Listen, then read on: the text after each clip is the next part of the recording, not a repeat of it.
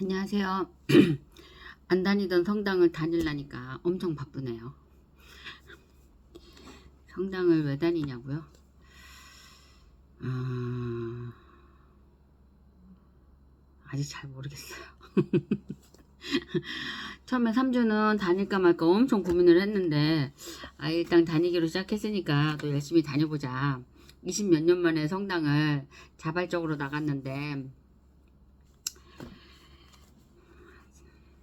자기 암시 공식. 첫째, 나에게는 뚜렷한 삶의 목표가 있으며 나에게 그것을 달성할 능력이 있다는 것을 알고 있다. 나는 그 목표를 달성하기 위해 끊임없이 노력할 것이며 이 자리에서 그것을 약속한다. 둘째, 나는 내 마음을 지배하고 있는 생각들이 언젠가 내부적인 행동으로 표출되어 눈앞에 현실로 나타날 것임을 알고 있다. 따라서 나는 날마다 30분씩 장차 내가 되고자 하는 사람을 생각하는 일에 내 생각을 집중시킬 것이며 그럼으로써 내 마음속에 그 사람의 모습이 뚜렷이 그려지도록 할 것이다. 셋째, 나는 자기 암시 원칙을 통해 마음속에 내재된 모든 욕망을 달성해줄 표현선을 찾게 될 것임을 확신한다. 그러므로 나는 날마다 10분씩 나 자신에게 자신감을 갖도록 요구할 것이다. 넷째, 나는 내 삶의 주된 목표를 종이에 분명하게 적었으며 그것을 달성할 자신감이 생길 때까지 도전을 멈추지 않을 것이다. 다섯째, 나는 어떠한 재산이나 지위도 진실과 정의에 기초하지 않으면 오래 지속될 수 없다는 것을 잘 알고 있으며 성공에 영향을 주지 않는 어떠한 행동도 하지 않을 것이다. 나는 나의 힘과 나를 도와줄 다른 사람들의 힘을 나에게 끌어들임으로써 성공할 것이다. 또한 나는 기꺼이 다른 사람들을 위해 일할 의사가 있으므로 그들에게도 나를 위해 일하도록 설득할 것이다. 나는 다른 사람들을 향한 부정적인 태도가 나에게 결코 성공을 가져다 주지 않는다는 것을 알기 때문에 모든 사람들에 대한 사랑을 키움으로써 내 속의 모든 증오와 시기, 부러움, 이기심과 냉소를 없앨 것이다. 이거를 자꾸 읽다 보니까 제가 이렇게 변해 가고 있는 것 같은 그런 생각이 들어요. 네. 나는 다른 사람들을 향한 부정적인 태도가 나에게 결코 성공을 가져다 주지 않는다는 것을 알기 때문에 모든 사람들에 대한 사랑을 키움으로써 내 속의 모든 증오와 시기, 부러움, 이기심과 냉소를 없앨 것이다. 나는 나의 힘과 나를 도와줄 다른 사람들의 힘을 나에게 끌어들임으로써 성공할 것이다. 또한 나는 기꺼이 다른 사람들을 위해 일할 의사가 있으므로 그들에게도 나를 위해 일하도록 설득할 것이다. 이 부분은 아직 제가 잘 이해를 못하고 있습니다. 나는 이 공식을 따르기로 설명하고 이것을 암기하며 신념 속에서 하루에 한 번씩 큰 소리로 읽을 것이다. 그러니까 그 사람이 하는 일을 제가 가서 도와주라는 거예요. 그건 아닌 것 같은데, 그쵸? 그러면 이것은 점점 내 생각과 행동에 영향을 주어 나는 자신감 있고 성공적인 사람이 될 것이다. 예전에 이제 그 보험 일을 잘하시는 분들을 보면 식당에 가서 식당 일도 도와주고, 공장에 가서 공장 일도 도와주면서 그 실적을 올리시는 거를 봤는데, 봤었어요. 근데 자기 일은 자기가 각자 집중해서 하는 게 좋을 것 같아요. 물론 그 한 사람을 유치를 하기 위해서 잠깐 그렇게 하는 거죠. 그거를 지속적으로 할 수는 없겠죠. 예를 들어 그쵸? 식당에 가서 식당 하시는 분을 고객으로 유치하기 위해서 내가 뭐 서빙을 한다든가 설거지를 한다든가 이런 것도 그쵸? 유치하면 그쵸? 그 다음은 계속적으로 하기는 쉽지 않죠. 뭐 유치하기 전에도 계속적으로 한다는 거는 어렵고 이제 어쩌다가 그렇게 하겠죠. 하여튼 성공 비결의 6단계 제1단계 자신이 벌고자 하는 금액을 한 푼도 어김없이 정확하게 머릿속에 주입시켜라. 막연히 돈을 많이 갖고 싶다라는 단순한 소망만으로는 절대로 아무것도 가질 수 없다. 자신이 원하는 돈의 액수를 정확히 파악하여 늘 염두에 두고 있어야 한다. 제2단계 목표라는 돈을 벌기 위해 어떤 대가를 치르거나 희생도 감내할 수 있는지 확실히 결정한다. 제3단계 자신이 목표라는 금액의 돈을 정확히 언제 달성할 것인지 그 구체적인 날짜를 설정한다. 제4단계 목표 달성을 위한 구체적인 계획을 세워 즉시 행동으로 옮긴다. 이때 실천 준비가 여의치 않아도 상관없다. 당장 계획을 실천에 옮기는 것이 가장 중요하다. 제5단계 자신이 목표로 하는 정확한 금액, 구체적인 목표 달성 날짜, 목표 달성을 위해 기꺼이 감내할 수 있는 희생, 구체적인 실천 계획 등을 간결하고 명확한 글로 정리하여 항상 볼 수 있는 곳에 둔다.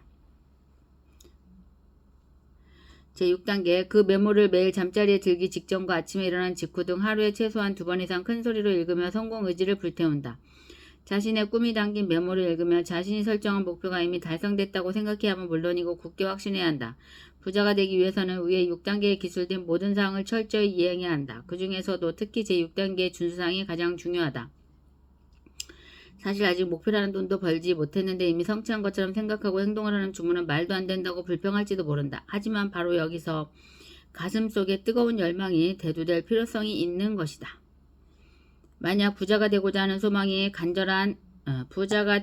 간절한 소망이 자신의 온 정신을 지배할 정도로 강하고 오랫동안 지속될 수만 있다면 목표 성취에 대한 자기 확신이 조금도 어렵지 않을 것이다. 왜냐하면 부자가 되겠다는 단 하나의 목표가 있고 성취에 대한 확고한 결의가 있는 한 성공에 대한 자기 확신은 당연한 것이기 때문이다. 자신의 내릿속에 부자가 되겠다는 의식이 팽배해 있는 사람만이 진짜 거부가 될 수 있다. 늘 이렇게 부자에 대한 열망으로 꽉 차 있는 사람들은 실제 부자가 되기 훨씬 이전부터 이미 부자가 되어 있는 자신의 모습을 쉽게 그릴 수 있다. 네. AI 사피엔스 하나만 읽어야 될 것 같아요.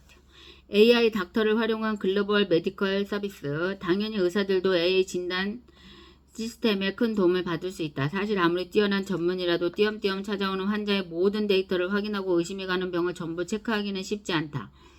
더구나 요즘처럼 CT, MRI, 초음파, 혈액검사 등 엄청난 의료 데이터가 쏟아지는 상황이라면 더더욱 어려운 작업이다. 이럴 때 AI 진단 도우미가 있다면 더없이 편리하고 오진도 크게 줄일 수 있다. 과거에는 불가능했던 일이지만 생성형 AI 시대에는 데이터만 충분하다면 높은 신뢰도를 가진 프로그램이 얼마든지 나올 수 있다. 문제는 데이터인데 우리에게는 엄청난 보물 국민건강검진 데이터가 있다. 세계가 부러워할 이 방대한 데이터를 우리는 20년 넘게 어떻게 모았는지 모르겠다. 운이 좋은 것일 수도 있다. 물론 AI 닥터 개발까지는 넘어야 할 산이 정말 많다. 그럼에도 우리가 더 나은 공공의료 서비스를 지향한다며 꼭 풀어야 할 숙제이다. 내가 아는 이야기에서 일론 머스크 냄새가 난다고? 그렇다. 생각하기에 따라서는 그게 말이 되나? 언제 그런 게 되겠어? 라고 볼 수도 있겠다. 그런데 AI 닥터는 적어도 일론 머스크의 뉴럴 링크사에서 뇌에 칩을 박아 조정하는 연구보다는 훨씬 실현 가능성이 높다. 이미 리소스와 기술력도 충분하다. 일론이 2002년 스페이스 X를 설립하고 2003년 테슬라를 설립했을 때 다들 미쳤다고 했다. 우리도 지금까지 미친 척하고 AI 닥터를 개발하기 시작하면 2040년쯤에는 시총 1000조 원쯤 되는 세계 최고의 의료 기업을 보유할 수 있지 않을까? 더구나 국민의 건강을 획기적으로 증진할 공익 서비스를 제공할 기업이라면 더더욱 의미가 크지 않을까. 정말 어렵긴 하겠지만 대한민국의 미래를 위해 도전해볼 만한 꿈이 아닐까. 이런 상상도 해본다. 먼저 AI 닥터가 등장한 웹툰을 제작한다. 상상만 해도 되니까 개발 과정부터 놀라운 성능까지 모두 스토리를 담아낼 수 있다.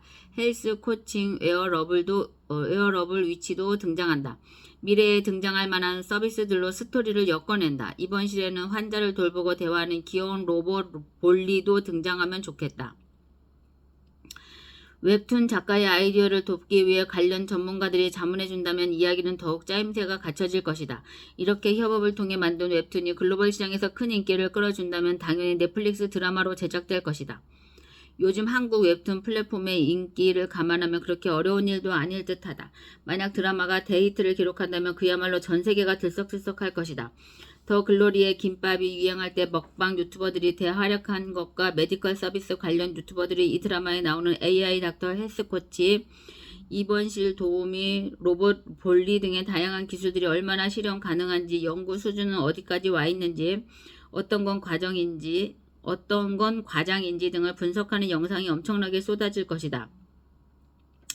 전 세계에는 메디컬 서비스 관련 유튜버가 굉장히 많다. 그러다 보면 한국의 의료 서비스가 해외의 다른 선진국에 비해 얼마나 우수하면서도 상대적으로 저렴한지가 전 세계에 알려질 것이다.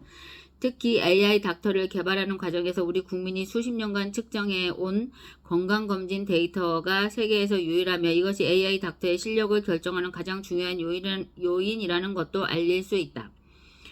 세계적인 암센터가 있다는 것과 암수술 능력이 뛰어난 의사들도 엄청나게 많다는 사실도 당연히 소문이 날 것이다. 유튜버들이 샅샅이 조사할 테니까 말이다.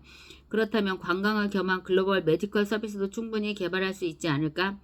다이나믹 코리아에 2년에 한 번씩 입국해서 K-팝 콘서트도 가고 맛있는 K-푸드도 먹고 지역별 관광지도 다니며